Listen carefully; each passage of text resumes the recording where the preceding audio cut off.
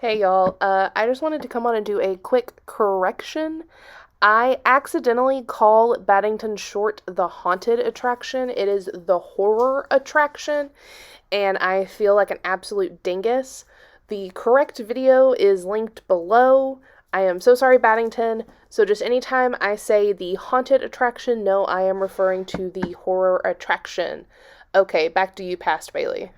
Hello, Movie Mavens! Welcome back to another video on the B Movies channel. My name is Bailey, and I put the B in movies. Hello. I hope you are having a good week. I always am honest with you, I'm having a really weird mental health week. Like, I'm fine, but I'm just in a little bit of a funk. But if you are as well, I've just been trying to do things that I know make me happy while also maintaining that self care line. So be sure to, do things, get out, but also, find that balance of self care and not making yourself do things that you shouldn't be doing or that you don't really want to be doing within reason. And that is my best advice. We are all in this together, friends, and we will get through it. So, up top, let's go ahead and kick off our Bailey Babbles because we know we want to. New hair. I got over 10 inches cut off. I'm obsessed with it. I also have bangs, but they were not cooperating, hence the beanie. I also feel like this outfit is way cooler than I am, but here we are, and yes, this is a Bo Burnham. I feel like the Devil Wears Prada meme is at the Bo Burnham inside sweatshirt from the 2023 collection. Yes, it is. Or 2022, I guess now. Yes, it is. So, yeah, I got over 10 inches of hair cut off.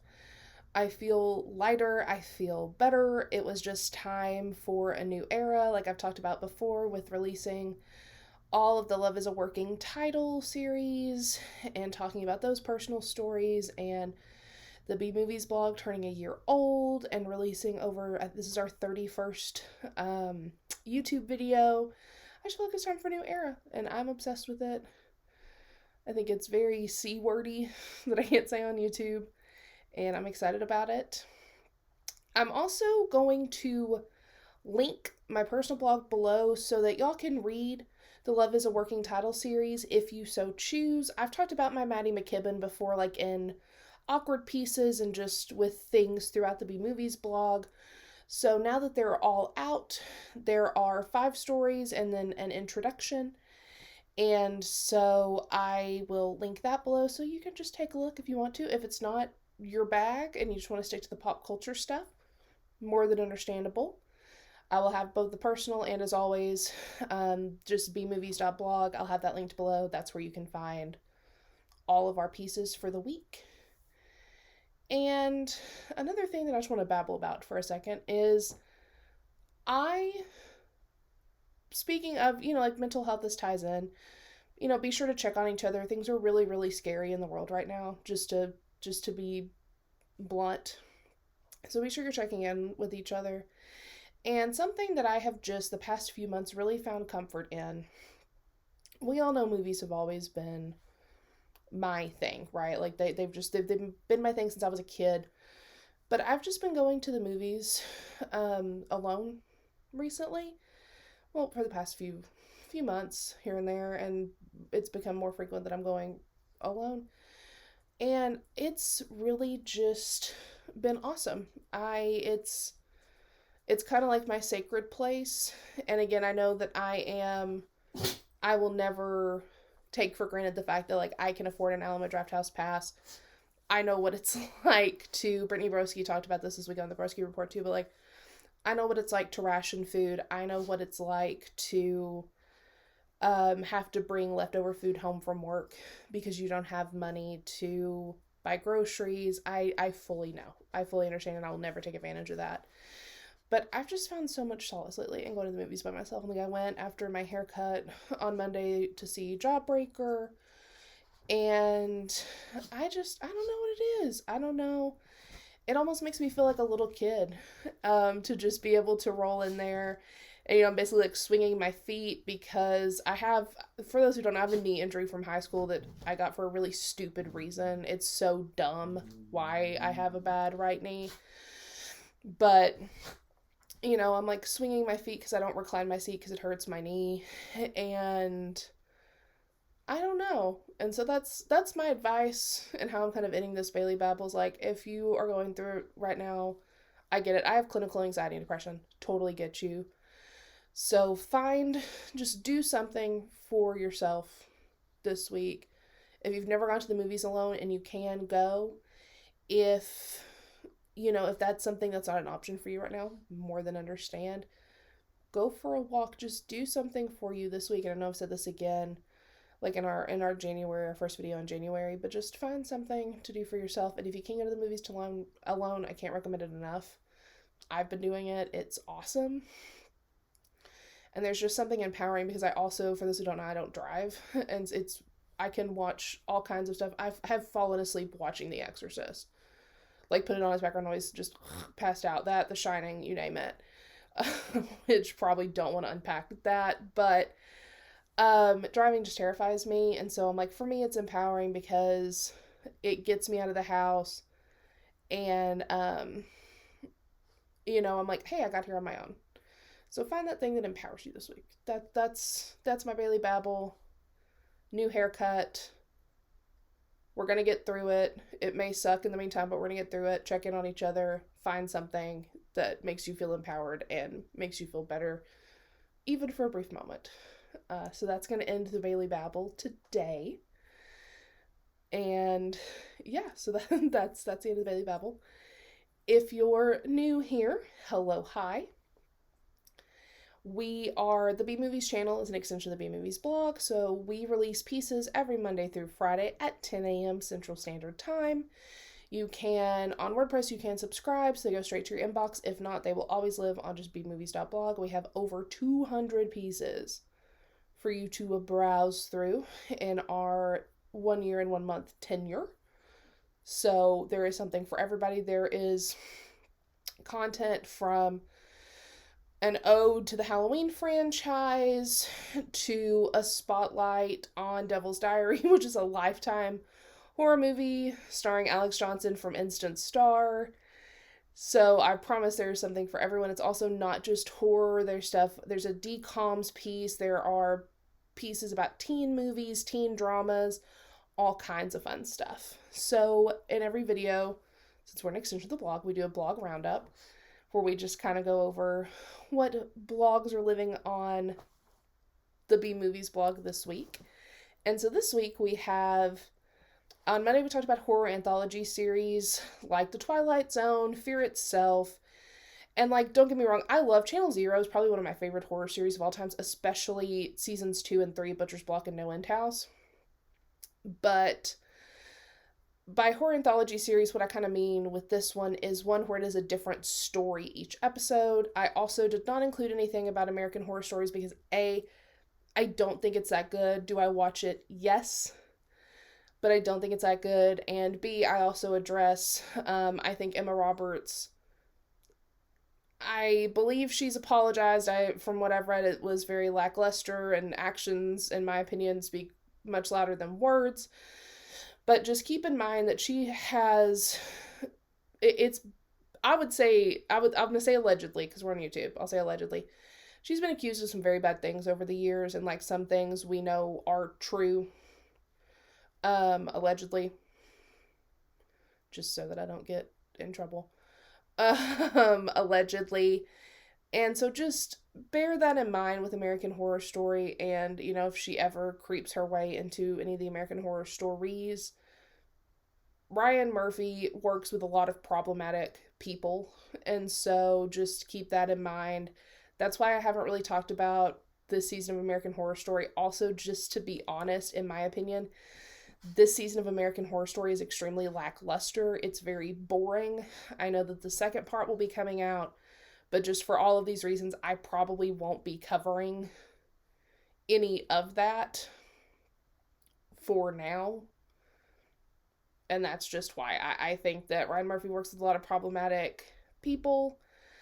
I am excited to watch his new show. We'll mention it in subtitles. But I have I have strong feelings about Ryan Murphy and some of the people that he continues to cast in his content. So that's my spiel. We've gotten on a soapbox like 5 minutes in, so there we go. On Tuesday we talked about Haunting Sarah, which is another Lifetime horror movie, which I did not think was going to hold up, and much to my absolute surprise, actually is not bad. I was not mad at it at all. I was ready to rip it to shreds like I did Devil's Diary. It's not that bad. And it's streaming right now. On Wednesday we did a Doris Day spotlight. We talked about this a little bit last week, but I'm doing like some Golden Age of Hollywood / older celebrity spotlights right now. Like we did one on Lucille Ball, and so this week we did one on Doris Day. And then yesterday, and this will be our deep dive, we did a lights camera albums on Chapel Roan. I have heard Chapel and I've heard Chappelle. I will say Chapel. Either way, I'm obsessed with her. I've loved her for a couple of years now. And so this week's Lights Camera Albums is on The Rise and Fall of the Midwest Princess, which is her album. Obsessed with it. If you've not listened to it, can't recommend it enough. It's so good. And then on today, Friday, hi, hello, we did a Betty Davis spotlight, which kind of rounds out our golden age of Hollywood spotlights for now. There are a couple more actors that I have on my radar that I will definitely be talking about soon. And so yeah, so just to recap for the week, horror anthology series, Haunting Sarah, a Doris Day spotlight, a Lights Camera albums for Chapel Roan, and then the Betty Davis spotlight that came out this morning. And so with the blog rounded up, let's go ahead and move on to Bite Size Sunday, which, again, if you're new here, Bite Size Sunday, they're little tiny bite-sized reviews that live over on our Instagram, which is just bmovies channel, same as our YouTube. And these are pieces of content that I don't think constitute an entire piece, but I still want to talk about. And I will say this week's is an exception because it's part, without giving too much away, and I'll give you the hint in a second. Without giving too much away, this actually led me to a bigger series that I was not aware of, and I want to do something with this whole series, but this is just one part of a series, if that makes sense. So I knew about this particular piece of content. I did not realize it was wrapped into a whole universe and a whole series of things.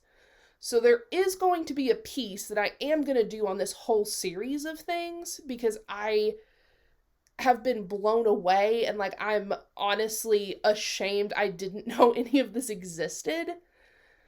But there will be a piece, this will be included in an upcoming piece, but I wanted to review this separately because it's going to be, you'll see. All will make sense and all will be revealed. Especially once you find out what this Bite Size Sunday is, it'll be obvious like what you'll be able to see the method behind the madness. So the Bite Size Sunday teaser is Sometimes They Come Back, the musical. And I feel like this is one of my more direct hints. So just keep that in mind. And again, this is going to be one of the exceptions because this will be in a bigger piece. Because I did not know when I chose this for Bite Size Sunday, I uncovered, I felt like a true crime doc. I uncovered this whole, I keep hitting my mic and I'm so sorry. It's like I've never recorded a video in my life. I've recorded, I found out this whole universe. So that is your Bite Size Sunday. And those, again, live only on Instagram. Post them around 8 or 9 a.m. CST. And just over on bmovies channel. Same as our YouTube. So let's kick off our deep dive today with Chapel Roan's The Rise and Fall of the Midwest Princess. If you aren't familiar with this series, what I do is I take a track list for an album and I pair each song with a movie that I think works well with it. Sometimes it's very straightforward. Sometimes it's like, Bailey, what? And I'm just like, tilt your head and squint. And it makes sense, I promise. So to start out with the first song on The Rise and Fall of the Midwest Princess, Phenomenon. We're not going to talk about how many times I practiced saying that out loud and am shocked that I got it on the first go. So I said Phenomenon as 9 to 5. So take any of like the S-ule aspects out and look at it just from a feminist perspective. 9 to 5 is all about Lily Tomlin's character and Jane Fonda's character and Dolly Parton. And yes, I know their names are Judy Violet and Dora Lee, but like, come on, give me a little bit of a break. They're sticking it to, their misogynistic boss. And so, at its core, that's what Phenomenon is about. And so, I thought they paired nicely together. Next, we have Red Wine Supernova as But I'm a Cheerleader. And I'm so glad I have saved But I'm a Cheerleader. I had saved it because it works so well with this album, because this is such like a bad A queer album. And I can absolutely see either Red Wine Supernova playing as the credits roll, or like when Megan and Graham really start falling for each other. And either way, like I said in the piece, either way, it's cute and gay as hell. And that's what we're really here for. That's what I'm here for. So next up we have After Midnight as Party Girl. So before we say anything, there is a Parker Posey spotlight coming very soon. Like, trust me, I adore Parker Posey. I love Parker Posey. Multiple people messaged me when it was announced she would be in the White Lotus cast because they're like, Bailey, have you seen this? I love Parker Posey. So don't worry. Her spotlight is coming soon. I promise. Like, and probably sooner than you think. So, know that it's in the works. And I paired After Midnight with Party Girl because there's a lyric in here where Chappell says, I love a little drama, let's start a bar fight. And I feel like that is so, it encapsulates Mary's personality before, she starts at the library and before she has to leave behind like this party lifestyle. And I just thought of Parker Posey's character in Party Girl. That, it's simple as that. Coffee, I said, is Good Grief. And I know I have put Good Grief in a Bite Size Sunday, and I know that I had some very strong and what I think are borderline controversial opinions about Good Grief. But I still think it works really well for Coffee. Because Mark, who's played by Dan Levy, I can see like this song playing, or like if it were a musical, like him singing this song when he's walking by his old house towards the end of the film after fully realizing he needs to move on and taking steps to do so. And it's because all of the places that he and Oliver, who's played by Blake Evans, frequented, it just puts Mark back in this same mindset. I don't want to spoil anything, but it just puts him in a negative mindset for a multitude of reasons. And so I thought that those paired well together. Casual, I put as A Lot Like Love, which, first of all, I will confess, for some reason, when I was in middle school, A Lot Like Love had a chokehold on me. And I don't know why. It was my favorite movie when I was like 12 to 14. I loved that movie. And I haven't watched it in a while, so I should probably revisit it, but I loved it. I love, I had Brighter Than Sunshine. I would listen to it all the time. The Aqualung song. Anyway, it just had a grip on me. And so I said Casual because, first of all, this is one of my favorite songs on this album because I relate so hard to this song. We're not going to get into it. Relate very hard. And it's just a good song. So to me, Casual and A Lot Like Love went together because it's this whole idea of Emily, who's played by Amanda Peet, and Oliver, who's played by Ashton Kutcher, unfortunately. Don't even get me started on that whole. If you know, you know. Don't even get me started on that. Because all I will say is, just because someone is good to you does not mean they have not also done things, allegedly. Two things can be true. and as someone who had someone like that in their life, not as bad as the person I'm speaking with, but who wasn't a booter, I can tell you from firsthand experience, two things can be true. Someone may be good to you, but that doesn't mean that they're good behind closed doors. And that's we will save that because I really don't want to trigger anyone. I don't want to hurt anyone, / there's a lot I can't say on YouTube. But just recognize that I know that he is absolute trash for what he did. Moving on. So they have all of these chance encounters over the years, but as time goes on, it's clear that they don't just have like a friends or a friends with benefits situation, and it's becoming something else. I put super graphic ultra modern girl as kissing Jessica Stein. This was, little baby queer gay Bailey watched this, and again, you know, I was closeted, and so I watched this when I was a teenager, and just looking back, I'm like, oh yeah, that tracks. So what I see is Helen, who is Heather Jurgensen. I can see, because she's the one who places the ad that Jessica, who's Jennifer Westfeldt,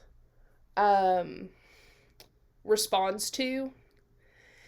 And kissing Jessica Stein is problematic, I'll admit it. And it's not the pinnacle of like gay cinema, but it just made me think of how Helen is so sick of the dating pool, and like she wants to expand her options, and so that's what it made me think of. So Hot to Go, which is another one of my favorite songs on this album, as super hot. And I'll admit this is a little tongue-in-cheek because of, you know, like the pizza wordplay.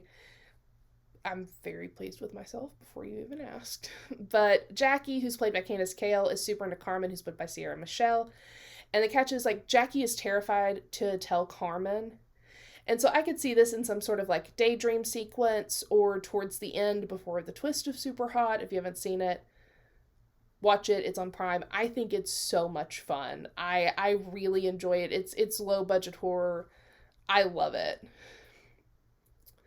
So now, as a song I'm pretty sure I can't say the full name of, we'll say My Stink is Karma, because I don't think I can say that word on YouTube. This is what got me into Chapel Row. This song. I was like, I don't know who this is, but I love her. I'm like, love her. So I said that is Kill Bill Volume 1. And there are a couple different ways I almost went with this song. But since the whole nexus of the Kill Bill universe is the bride, Uma Thurman, seeking vengeance against those who hurt her, I think this worked perfectly. And I am also, don't come for me, I like Kill Bill Volume 1 better than Volume 2. Like, a lot better. I still like Volume 2, but I've always loved Volume 1. And I can see this, like, while she's zooming around on her motorcycle, or, like, towards the big fight scene at the end of the movie. I just think that they go hand in hand. So next up, I have Picture You as 500 Days of Summer, because Tom, who's played by Joseph Gordon-Levitt, just projects this unrealistic image onto Summer, who's Zooey Deschanel. And I think it's perfect. I think these go well together, because I can see Tom singing this, again, if you want to take it like from these actual characters singing it, or it just playing, whatever, you know, however you picture it. I'm not here to yuck anybody's yum. And I could see this song playing or being sung when he goes to meet Summer after they break up, or even like from two different angles pre or post breakup. And also, again, if you've not watched 500 Days of Summer, if you're like me, before you got older, because it came out when I was a teenager, you thought it was a very cute romantic comedy and Zooey Deschanel was bad. she's not the bad guy in that movie. And I mean, you could argue that they're both kind of, yeah, but rewatch it as an adult and you're like, oh, she told him exactly what was up. So, yeah, anyway, just moving on. Kaleidoscope is the half of it. First of all, I think the half of it is criminally underrated. I love that movie. I think it's so good. And again, as someone who was closeted, like, I love that movie. And I picked it for Kaleidoscope because Paul, who's played by Daniel Deemer, Ellie, who's played by Lee Lewis, and Aster, who's played by Alexis Lemire, they find themselves, they're in this sort of love triangle, and it just becomes clear that Ellie is in love with Aster and that she is struggling with her identity. And I just really think that this song personified it. Pink Pony Club as Coyote Ugly. This was one of the first pairings that I made. And if you've seen Coyote Ugly, you probably know exactly what scene. I've got to. The unprofessionalism by me in my own home. You probably know what scene I'm talking about, and it's when Violet, who's played by Piper Perabo, her father, Bill, who's played by John Goodman, finds out about her job. He gets mad and he refuses to speak to her because, you know, she is in essence a pink pony girl. And yeah, so I just put those together pretty quickly. Naked in Manhattan, I put as Happiest Season. I think that, which if you've never watched it, watch it. Like, even though it's a Christmas movie, like, watch it anytime during the year. It's so cute. And I mean, you have Clea Duvall at the helm, so like, come on. So I see this song like chronicling Abby and Harper's relationship, and it could even be played in the title sequence when they have all those those like greeting card style images. And I think it also works because Harper has struggled to come out to her family, and some of the lyrics could even be referencing her relationship with Riley, who's played by Aubrey Plaza, Queen, from high school. California, I have as La La Land. Now, I have my issues with La La Land. I'm sure you can guess what some of them are. But I do think it pairs nicely with this song because Mia, who's played by Emma Stone, is trying to make it as an actor in LA. And then after Mia and Sebastian, who's played by Ryan Gosling, they get into a fight. And, you know, Mia has this play that she's in that doesn't really do so well, which it does open a door for her, but, like, the reception's kind of lukewarm. She goes back to her hometown, and I could see Mia, like, singing this song on her way back to Nevada or to Seb when they're fighting. And the last but not least, guilty pleasure I have is Chloe. Which, like, Chloe's messy, and I know it's a messy movie. But I think that it really encapsulates Chloe, who's played by Amanda Seyfried's mentality. Like, Chloe is clearly attracted to Catherine, who's played by Julianne Moore, which, I mean, like, it's Julianne Moore, come on. Which leads to her exploiting Catherine's vulnerable... I love how I can say phenomenon, but I can't say vulnerable. I don't know what happened here. I think I practiced it so much I've lost all my other parts of speech. And so I think the song represents Chloe wanting Catherine, and she's going to try to get her regardless of what it takes. So that will do us for the deep dive today. I will link this piece below as always so you can read it. Y'all love the Lights Camera albums, and I love doing them. Again, are they a lot of work? Yeah, but y'all love it. I love it, you know. In the words of Space Ghost, you know it, I know it, Zorak know it. So we're going to keep doing them. So now let's move on to special features. And again, I will say we're in a weird interim right now where we're waiting on a lot of updates. Like the Welcome Home site has been taken down, so I'm assuming Cloud's making some updates. And just to speak on that really quick too, like never, and I mean, I feel like all of y'all know better. I don't really have to say this, but like, don't harass creators to get content out faster. Don't push them. Don't be rude to them. Being a creator, and I say this, you know, like I'm nowhere near a Cloud's level of talent. Like, they're, oh my gosh, they're incredible. But you pour a lot into being a writer, an artist, an illustrator, a creator. And it takes a lot of work and a lot of time and just requires a lot of yourself. And so, like, please don't ever make a creator feel like they owe you content or that they need to hurry or rush content. And I just want to say that because I know that this kind of happened with Clown a while back, but just like, you know, whenever the Welcome Home site comes back, it's going to be awesome. We all know it's going to be awesome. So let them take their time and do what they need to do. But just right now, we don't have a lot of updates on things. Like, we don't have any Greylock updates yet. We know that the Mandela catalog is coming soon. We know that the next piece in the Walton Files is coming sooner rather than later.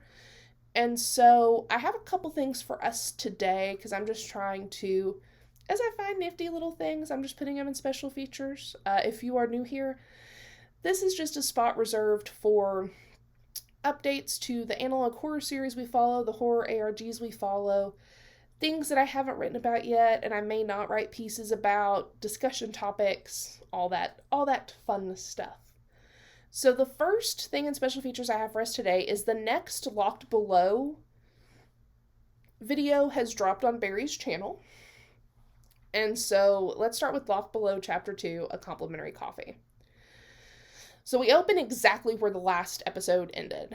And the voice on the other end of the phone tells Barry that he has officially written his 10,000th story and that he's being given coffee. Oh my gosh, I'm thinking about coffee for his loyalty.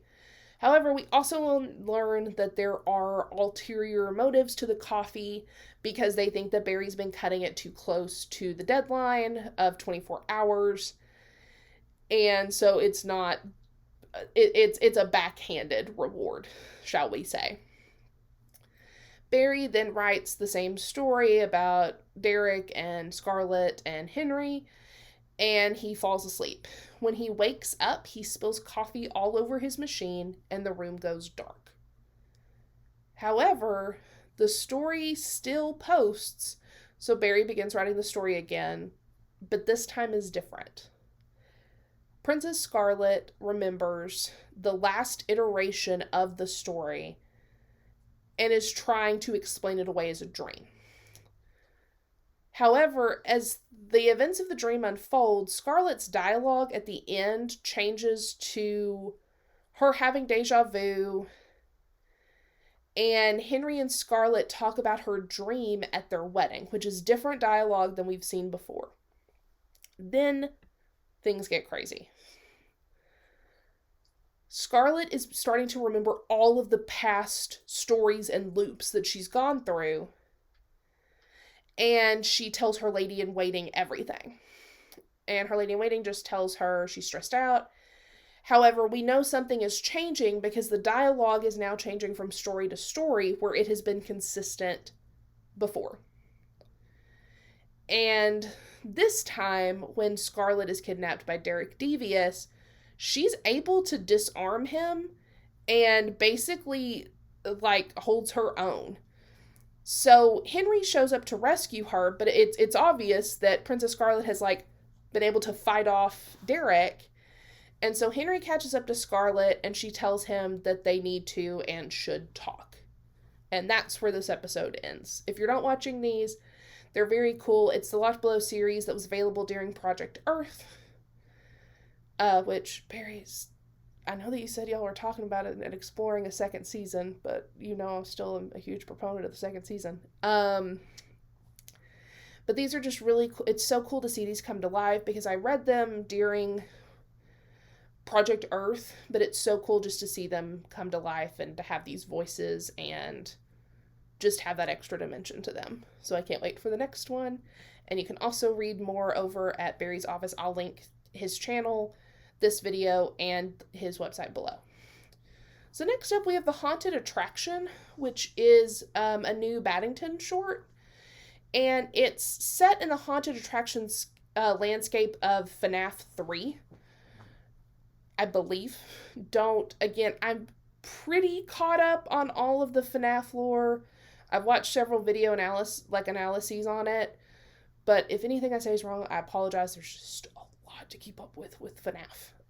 Even though I love it. I don't play the games, but I love watching the playthroughs. I love reading about it. I think it's very interesting and very cool. So it's set in a haunted attraction, which is the landscape and the backdrop for FNAF 3, and a teenager named George and 3 of his friends, one of which I believe is his girlfriend, are attending the opening. There are only 3 riders per carriage, so George's 3 friends go together, which to me, I'm like, that's teenager math. I don't know why you wouldn't do 2 and 2, but I obviously, I think that's for our benefit as well, because I don't know if it would be as effective if George wasn't alone. So George is left to bear the ride alone. And poor George soon finds himself in a never-ending time loop of the haunted attraction, where absolute horrors await him, including a familiar face or 2. And y'all, this short rules. The animation is so perfectly executed. I love this take on the lore. Additionally, George's girlfriend, is named Vanessa, and I'm curious if that's an Easter egg or if this is meant to, like, somehow be the same Vanny that we're familiar with. Either way, I think it's wonderful. We've also covered Baddington's Harmony and Horror series last year, and if y'all don't know, I loved it, but it's one of the few times, like, Baddington, I've got to give it to you, man. I am a horror fanatic. I'm a horror queen. I had to take a break. I couldn't just binge it. I usually binge all of the series for this vlog and this channel, and, like, man, you got me. I had to take a break, and that is very rare. So you got me, dude. So I'll link the Harmony and Horror piece below. I'll also link Baddington's channel and that short. Please subscribe to him. Please subscribe to Barry. Please watch both of those videos, as it's all awesome content. So the last thing we have up is subtitles, which, if you're new, these are just little snippets of news around the internet, little announcements, updates on content that we just throw here at the end, things I'm excited about. Y'all know the drill. And if you don't, that's the drill. The Watchers trailer has officially dropped and will be in theaters on June 7th. If it is going to follow the traditional Shyamalan twist, I already have some ideas of what that might be. Interested to hear what y'all think. Next up, Eugene Levy has been added as a recurring character to Only Murders in the Building Season 4.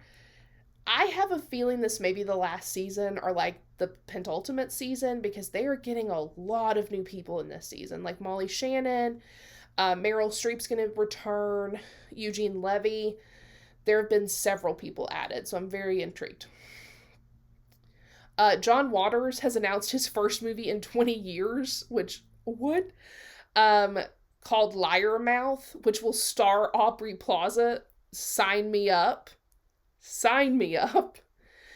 The Purge 6 will be the final installment in the series. I believe it's coming out next year, but I might be wrong. Saw a bit of conflicting reports on that. Like I mentioned earlier, Ryan Murphy, have a lot of feelings about him. He's announced a new horror series starring Niecy Nash called, I believe it's Grotisserie, is how we are supposed to pronounce it. The teaser's really good. I'm really intrigued by it. It seems it's an audio-only teaser. And from my takeaway, Niecy Nash somehow works with crime, but it seems as though she can maybe see evil in a way that normal people can't. I'm very intrigued by it. I love Niecy Nash. I have very conflicting feelings about Ryan Murphy. I don't know if I'll cover it, but just to put on y'all's radar, that is coming out. Lionsgate has announced an American Psycho remake. I don't think we should be remaking American Psycho of all things, but I am starting a one-woman campaign. I think Dan Stevens would be a wonderful Patrick Bateman. That is not because I think he is one of the most attractive men on this planet. That has nothing to do with it. I just think of him in The Guest and how there was like some Patrick Bateman-y layers to his character in I just think Dan Stevens would be a wonderful Patrick Bateman. I don't think we should remake it, but if we are going to, I think Dan Stevens should be on the short list for Patrick Bateman. 100%. The poster and the trailer for Jane Schoenbrun's? I'm so sorry. I Saw the TV Glow have both been released. I'm really excited about this one. It is being released by A24. We know how much I love A24. I'm really excited for this one. It's supposed to be, from what I can tell, it's like a group of friends talk about an old TV show, but it may have not been a TV show after all. And it's supposed to be queer and cool and very unique, and I am very excited about it. I again with movies, it's always it's a crapshoot, man, but I may eat my words later, but I'm actually really excited for this one.